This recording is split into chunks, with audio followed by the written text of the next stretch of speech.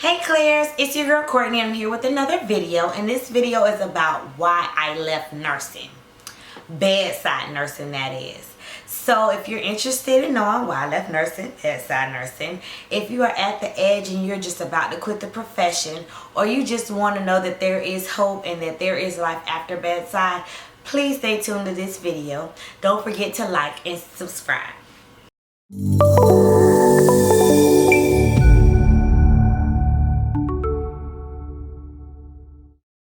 So let's get right into it. I have been a nurse for 9 years. My career has consisted of, I started out in med-surg tele-infectious diseases. I went to the ED for about a year or two, and then I ended up doing PACU. I did PACU for 6 years, and for the last year, I've been doing utilization review. We'll get to the utilization review part, but as far as PACU, for the 2 of those 6 years, I travel nursed. And it was on that road, on that little travel nurse journey, where I came to the crossroads of if and when am I going to leave the bedside. So let me just tell you a story. I was on an assignment, and I had one of the worst nights, worst shifts of my life. I mean, first of all, let me start and say that I had no intentions of stopping travel nursing. I had a plan. I wanted to get out of debt, and once I paid off the debt, I was going to come home and do PACU nursing per diem and pursue my life's dreams and use PACU money as supplemental money, my per diem money. But while I was away in California working, I was going to get up enough money to pay all down all my debt and all my bills, so when I made it back to Florida, because the pay for nurses are less here, I was going to, just make everything kind of balance out. So my goal was to do 3 more years travel nursing, pay all my debt, and then go to per diem nursing and pursue my life's goal. So on this journey, I have one of the worst nights, worst shifts of my life. And it was just because I had a lot of high acuity patients coming out. And to top it off, I had one really difficult patient. And let me tell you, I totally empathize. I know when you are sick, you don't feel your best. You don't know how you treating people. You're coming out of anesthesia. It's a lot of things going on. And trust me, I love my patients. I love patient care dearly. I think it's one of those most vulnerable times where you could really make a difference and really coach people and be there for people in those vulnerable spots. But baby, this patient I had, honey, she threw me for a loop, okay? First of all, when you're coming out of anesthesia, it is normal for some people to spit. That's not something that's abnormal. They'll ask for the little basin, the little kidney basin, or you wipe their mouth, they ask for tissue. This lady was spitting at me. She wasn't spitting because she was trying to lubricate her mouth or that she had dry mouth. She was spitting at me. And what made me really pay attention to this, and I figured out it was because of my skin color, was because that people would come to her bedside and of different color and of a different color, and she would respond to them like nothing was wrong. She would answer all their questions appropriately. She was totally with it. But when it came to me, boop, nothing except for spitting. So, I really, really, really was just having a rough night, because on top of the behavior that she was displaying, okay, she was having a very, very high blood pressure. She was, I could tell she was in pain at certain spots, but she wouldn't even let me know. She would not answer my pain question. She would just ignore me. So I had to kind of really just play with a lot of different things, a little different variables, to make sure that the patient was hemodynamically stable and comfortable, on top of the behavior that she was displaying or towards me alone, nobody else. So it was a really difficult night, and I really questioned, why did I become a nurse? That night I went home, I did some research. I learned about this thing called utilization review. I kept it in the back of my head, kept it moving. The next shift I have was a hellish shift. Very unstable patients. I'm running up and down. OR was busy. Patients coming out left and right. Just hellish. And I'm like, oh my gosh, Lord, I cannot do this for the rest of my life. I can't do this for 3 more years. Lord, you got to send help. I'm strolling down my timeline, IG, and I see my homegirl Marsha. She talks about her new job in doing utilization review. Child, well, I was in Marsha DM like a dude, because honey, I knew I needed something different.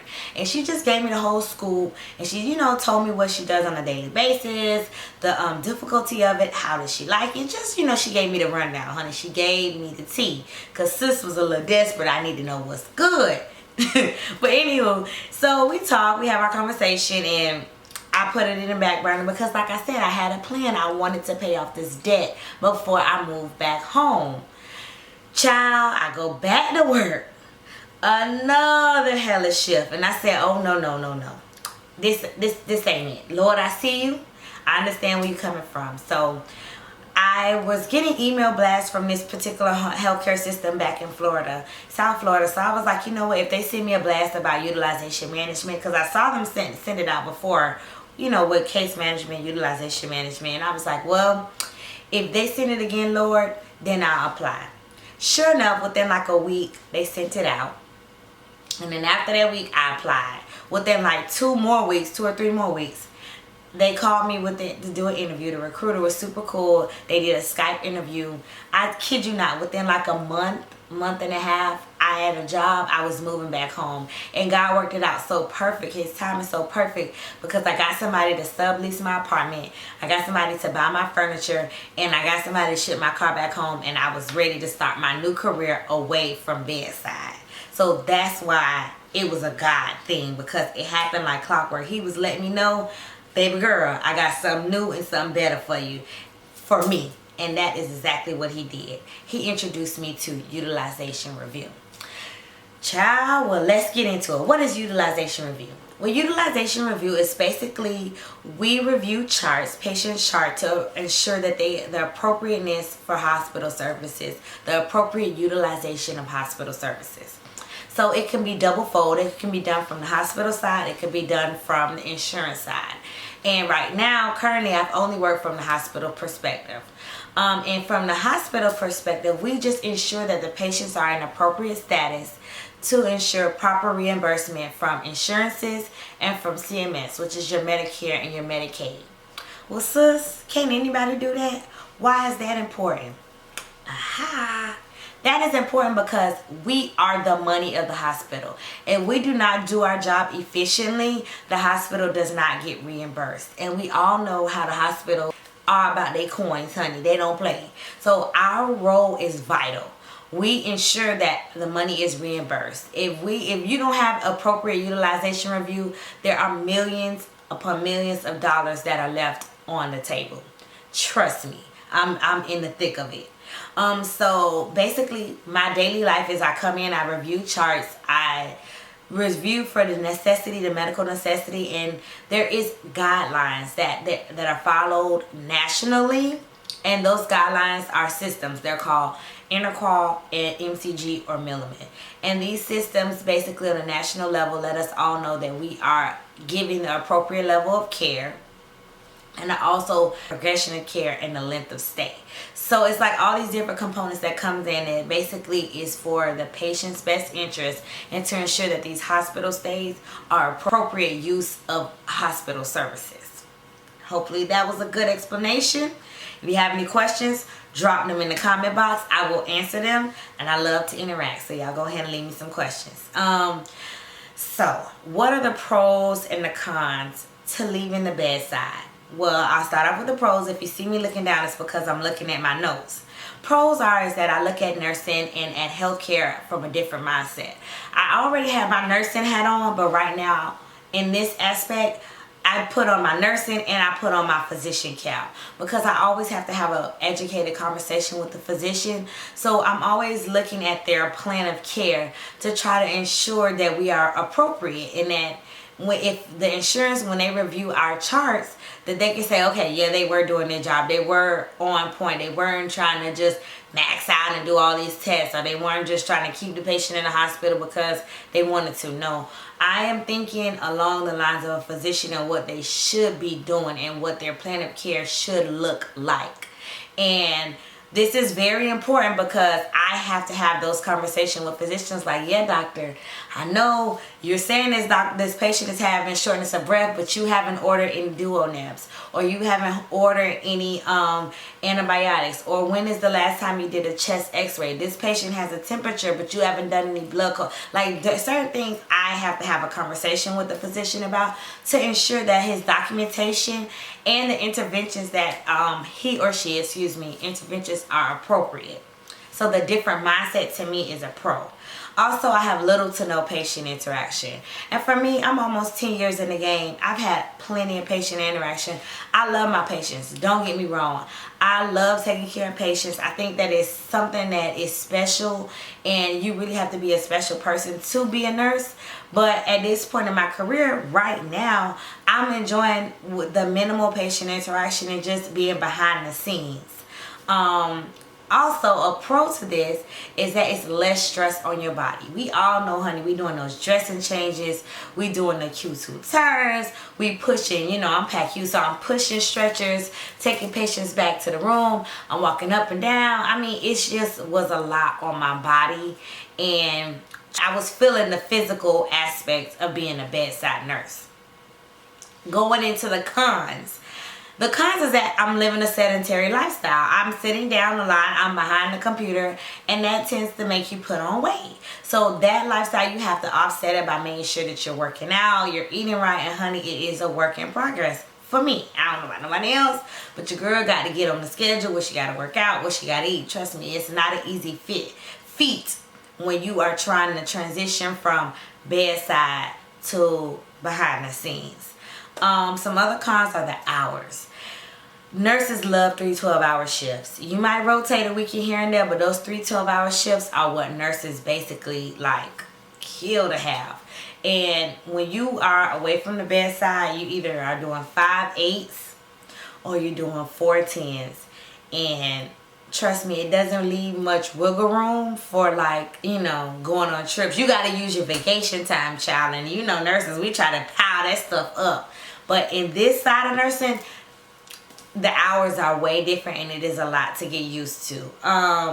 Also, cons would be doctor interaction.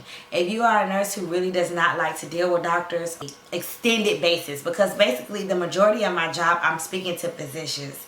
And if you don't like that, that's not the specialty for you. There are other things you can do away from the bedside, but utilization review, I wouldn't necessarily recommend because we talk to physicians a lot. Also, a con for me was learning something new. Like I said, I did not want to learn a new specialty. Child was good. I was finna coast this thing. I was finna be that old school nurse who been doing it for 10, 15 years, one little thing. That was going to be me. But, God had other plans. I did not want to learn anything new. So that for me was a con. Also, I didn't write this, but another con for me was when you are doing bedside nursing, you have the opportunity to work a per diem because you're doing 312. So you can work your per diem. You might have you a little part-time. You might be able to work your extra time, whatever it is to get that money up. When you are doing this job, you are salaried, doing jobs away from the bedside, You majority of times are salaried. You work your 5/8s, 4/10s, so you don't really have time or room to do another per diem or to do another job on top of that. So it's kind of like a give and take. That part, I know a lot of nurses like, honey, my extra shifts come in handy. That's how I do my Christmas money. That's my travel money, yada, yada, yada. When you are salaried, that kind of goes out the window. I'm sorry, y'all. But hey, bittersweet. Got to take the bitter with the sweet. So that's utilization review, life after bedside in a nutshell. And I guess you're probably wondering, well, sis, Court, would you do it all over again? Would you continue or would you go back? Would you do it all over again and go to utilization review? Or do you want to go back to bedside? Do you feel like you made the right decision? And I would say yes.